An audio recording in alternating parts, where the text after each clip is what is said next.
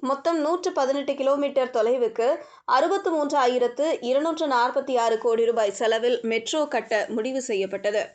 இதற்கான பணிகள் கடந்த 2017இல் தொடங்கப்பட்டது. முதலில் இத்திட்டம் முழுக்க முழுக்க மாநில அரசு திட்டமாக இருந்தது. இதன் காரணமாக இந்திய அரசின் நிதி கிடைக்கவில்லை.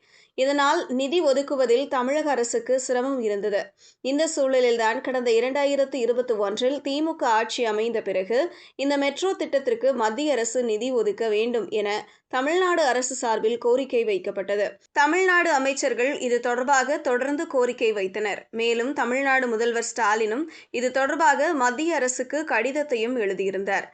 தொடர்ந்து கடந்த ஆண்டு செப்டம்பர் மாதம் பிரதமர் மோடியை நேரில் சந்தித்து இதுகுறித்து கோரிக்கை விடுத்திருந்தார். அதைத் தொடர்ந்து இத்திட்டத்திற்கு நிதி ஒதுக்க மத்திய அரசும் ஒப்புதல் கொடுத்தது. அதைத் தொடர்ந்து முழு தொகையையும் மத்திய அரசே கொடுக்கும் என்பது போல கூட இணையத்தில் தகவல் பரவியது. இருப்பினும் இது உண்மை இல்லை என தமிழக அரசு ஃபேக்ட் செக் பிரிவு விளக்கம் கொடுத்தது. அதாவது